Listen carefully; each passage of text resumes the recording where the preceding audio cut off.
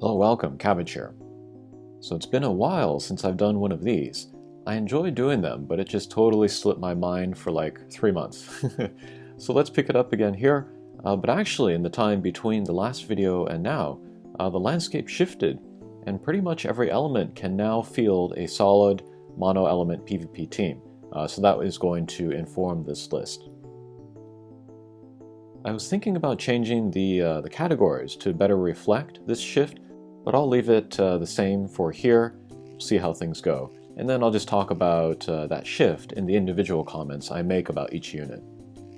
I have a feeling most units will end up in good, because all units are good. It's just a matter of in what context and on what team. And generally no-brainer units will be the ones that can work great in any team, including rainbow teams. And then this list is a little bit, it leans towards PvP, because in PvE, all units are good again. There's a use for everybody. Also, again, this list is for old units released in Global without EX jobs that have EX jobs now in JP. So we won't see like Oberon or Fravia on this list. And people always ask for a MR and lower rarity version of this, but since Selection Quest became a thing, and since they are designed to showcase every unit available, just like PvE content for the UR units, a tier list ranking for that seems to make less sense to me. And the only MR and lower rarity units really usable in high-level PvP are like support units, like tanks or healers or time mages. So they would be placed above, like say, just pure damage dealers like Seymour or somebody. So taking into consideration the landscape shift, for example, let's talk about Christmas Mashiri and then how her ranking changes. The last list I put her at no-brainer because I thought it would be a great idea for everyone who had her at 99 to EX her, but I'm going to move her down to good 120. I still love her and will continue to use her, but now I can only recommend EXing her to folks with stronger fire accounts or magic hunting, arena, or guild battle teams. But we have now the rollout of second mastery abilities, and depending on what she gets from that, she might go up, and then that means I can keep this tier list going even after all of the old units get EX awakenings. Alright, but let's look at who I have in the list now, and then we'll go to Unreleased. Gilgamesh, I'm going to take him down to good 115. His damage has not kept up, and so he's more of a support character more than ever. And so he won't be for everyone. He would be a hard unit to recommend to newer players. And since support characters benefit less from maxing out stats, and since his job level 25 skill is just a TP self buff, I think 115 is fine for him. Okay, Federica, we'll take her to top 120. She's still very good, but I feel like she has less place on a rainbow team, so she'll drop down. Dwayne, he will stay there. He works in both dark heavy and rainbow teams, and he remains a top tier attacker because of all his breaks. I've always thought so, but I'll say it really clearly here. In order for a unit to be a top tier attacker, I think they must have breaks. That could be like a defense break, spirit break, element imperil, pierce, attack, resistance break, something like that. Piercing is fine, but only against units that have some value to pierce. Breaks are effective against pretty much 100% of other characters, because even if they have no defense, you can go into the negative and then damage anyone for more. Okay, but let's look at who's in top 120. Kiton, she will stay. I wanted to put her in no-brainer, but building your account for both Evade and Drain Force is kind of a big lift, so we'll leave her in top 120. She is worth the effort. Then we have regular Stern. Let's move him down to good 120. Still one of the best investments in the game, I would say. Dark Slash is my jam for raids, but in PvP there are better options if you have access to them. And then Christmas Victoda, let's move her down to good 120. We'll put her too because she's also kind of lost cachet in rainbow teams, but on a water heavy team she is terrific. And then Rob, let's have him stay. This was kind of a tough call. I was wondering if he should be top or good. There are a lot of new light slash attackers coming to the game in JP now, which is both good and bad for him. On the good side, he has many more partners, like chaining partners, team element buff partners, vision card partners. But on the other hand, he might be overshadowed by those newer characters. But I think with the big buff Evade got with sub-vision cards and then Trustmaster runes, he deserves to stay in top 120. And then Warrior of Light, he's another stay, also kind of a tough call. I feel like he's not as good as maybe some other tanks just because he doesn't do as much support stuff as like Mont or Charlotte or June. But tanks are still just so good and so necessary that we'll leave him there. Alright, and then there's Super Stern. I'm going to put him up to no-brainer. His journey has been an interesting one. He's gone from top of the heap to forgotten, to underestimated, to back on top. I think he deserves to be back in no-brainer because he's got the range, the AoE, and the breaks to be a top-tier attacker. You do have to protect him, but he is worth the trouble. Okay, next let's look at top 115. We got Christmas Veneta. She's always been a hard one to place, but now I think I can confidently put her in good 115. I feel like where she shines best is in an Earth team, or again in a magic hunting team. But with more defined niches, I think she'll see more play, oddly enough. I'm kind of half thinking of pulling for her when she comes back for Christmas. If you saw my community post, I have a bunch of the Christmas Mind Spheres just hanging around, so it wouldn't be very expensive to raise her. Okay, next let's look at good 120. Mediana, let's put her in niche. I still think she's good, but she does two things basically, which is bomb and then evade. That kind of playstyle is not for everyone, but yeah, if you are a fan of the character, I think she would be good. And then Veneta, let's put her in top 120 along with Kiton. She made more of an impact in Global with the special vision card. And then like Kiton, you have to build up your account in evade stuff to get her going, but she's very worth it. And then being a Dark Slash makes her great for raids and stuff. But even in Rainbow teams, she's pretty good. I think, especially if you had that vision card from Global, or the Demon Chimera in JP, then she could operate just as a solo dark character.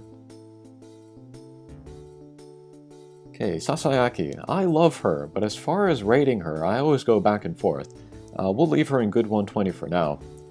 She is the queen of PvE, with her ability to build for specific resistances and her crazy AP and TP breaks.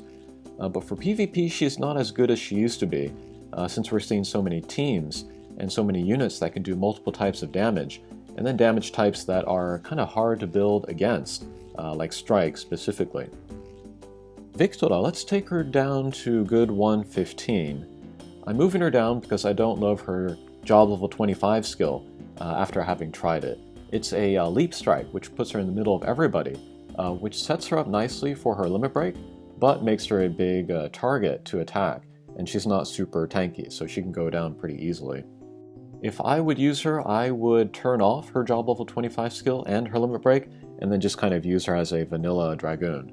Still very happy that I took her to 120, but yeah. Alright, Engelbert, let's move him to no-brainer. This is going to be the biggest jump on this list. But he's wonderful for Mono Light. He's pretty good for Rainbow too, just as one of the best physical tanks in the game. He can take 3 hits from magic before really going down. You can even build him for evade because his luck is so high. I want to do a video about that. And he is a launch character, so he should be pretty easy for everybody to get and then EX. I remember back in the old days, there was the debate, like if you had MR Mont, did you need Engelbert? That's kind of a nostalgic discussion now. Alright, and then we got Jiza. We'll leave her here. She got a nice second master ability with more evade, and so yeah, she could fit into a dark evade party, or maybe like Veneta as a kind of a solo evade character, a tie-up character. And then that strike damage, you know, we have a lot more characters now, but even now it's still kind of rare, so she can be a good counter against like Rain or Mont or Yuna, people like that. Okay, next let's look at Christmas Ramada. I think I gotta take her down to niche. She's still difficult to use. Looking forward to her second mastery ability. And then Edide, let's take him up to good 120. I'm very tempted to put him in top 120, but I think he should really stick to mono fire teams. But I feel like his limit break change with his second mastery ability was so major for him, and he's actually fun to play. All of his stuff has kind of good synergy with itself. And then before, I was lukewarm on his job level 25 skill, but I tried it, and it does good damage, even if there are no teammates KO'd, so that's why I can take him up to 120. Okay, and then we have all of the niche characters. I don't think I need to move any of them. I think Gurasura was higher in the previous list, but yeah, she didn't turn out too great. Orudoa, I feel like is very, I have the same problems with her as I do Christmas Ramada. Still difficult to use, even with the resistances, and then the longer range Drain Force from the second master ability. Okay, here, let's start looking at the unreleased characters since the time of that previous video. Halloween Little Leela, let's put her in no-brainer. I think she's one of the best characters in the game. That's probably not very controversial or surprising. Do I regret not pulling her?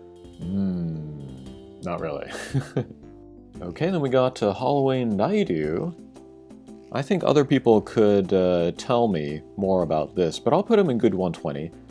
If he plays similarly to Howlet, that is a good thing. I'm having a lot of success with Howlet, so Naidu must be good as well. And then we got Skull, let's put him in good 120 as well.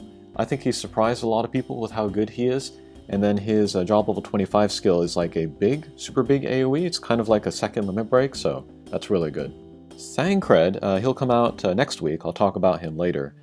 Lucia, I want to put her in top 120. I've been very impressed with her too. But like the 100% hit attack, reflex, lots of defense penetration, long range, and then one of the best job level 25 skills in the game pushes her over. I don't know if I would quite recommend her for rainbow teams, but yeah, excellent unit. Alright, then we got Kain. Let's also put him in top 120. I was tempted to put him in good 120, but again, being able to do Dark Slash ups his value, I think. I don't know if he's strong enough to lead a team. I think you kind of want also big AoEs, good range. He does not have those things, but still, excellent attacker. Alright, Rosa. It hurts to do this, but let's put her in niche. I was hoping she would get more damage output with her EX job, but it was more of a focus on healing. And then, if you know my feelings about Ayaka, I think they perform fine at level 99. I don't think you need to go the distance to EX those kind of healer support characters. And Cecil, will put him in niche as well. I think he's hard to use. He has more damage output with like more defense penetration. But yeah, the giving barriers thing, and then the barriers only work on physical attack scaled attacks. I think that's hard to use as well, so yeah, we'll put him in niche. Miranda, let's put her in a good 120. If you had no other time mages, I think you could put her in top 120. But yeah, one of those rare units where like she does magic damage, but she can take the attack scaled attacks. But her Dispel Thrust, her EX job upgraded Jamming Thrust, really strong. Long range, good attack. I can hit the damage limit with that. And then instant cast Dispel, very strong ability. And then her job level 25 skill, it's another Waterga, has a chance of sleep. So yeah, she gets a lot of good stuff with her EX job.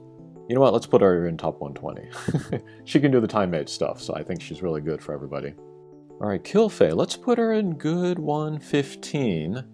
She won't dominate like she did at 99, but she'd be a good addition to Earth-heavy teams, or like Miranda, the physical hunter teams. These days, there's a lot more barrier break and then defense penetration around, so she's going to go down faster than she used to. Luasa, let's put her in good 115. She's a situational unit. She's going to do best in fire-heavy teams against ice teams. She has that mastery ability which gives her the ice attack. And then she doesn't have reflex, she doesn't have arcing attacks like from a hunter subjob. And then her job level 25 skills, pretty situational and also difficult to use range and AoE wise, so we'll put her in good 115. Summer Lilith, let's also put her in a good 115. I hear nothing about her from JP players, and then her job level 25 skill does not break defense for 3 turns. It's only for her own attack, so it kind of limits that usefulness there. But Summer Kiton, let's put her in good 120. She's okay, but short range, that's difficult to use, I think. Alright, then we got Howlett. Let's put him in top 120. I've been really impressed with him. He hasn't changed that much, actually, with EX jobs, but then he was always good, so that's why I can put him in here. Nivlu, let's put her in top 115. I think she's one of the better Rainbow Team units in the game, or just like splash lightning into any element, on account of her having lots of like breaks and status effects, and then the range to not need to rely on anyone else. The job level 25 skill is a self-buff, so you could skip that. It'll raise her attack. But you could save herself a flower there, and then just take her to unit level 120 if you wanted the stats. She becomes a pretty good damage source as well. Alright, then finally Ildira. Let's put her in niche. She gets really kind of focused on healing, and then I feel the same way about her that I do Rosa and Ayaka. I think they would work fine at level 99. Okay, so that'll do it for this list. Looking ahead, we got like Final Fantasy Tactics, Garble, El Shirel, Sakura, Raldor, and that might be it. But I'll keep this list going so that we can talk about second mastery abilities. Okay, thanks for watching, and we'll see you again. Take care.